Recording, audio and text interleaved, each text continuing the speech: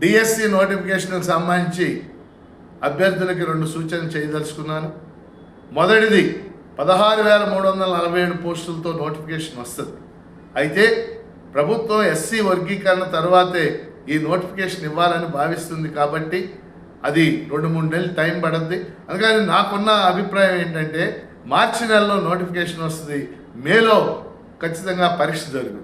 దీనికి అనుగుణంగా అభ్యర్థులు తమ మైండ్ సెట్ తయారు చేసుకోవాలని కోరుతున్నాను.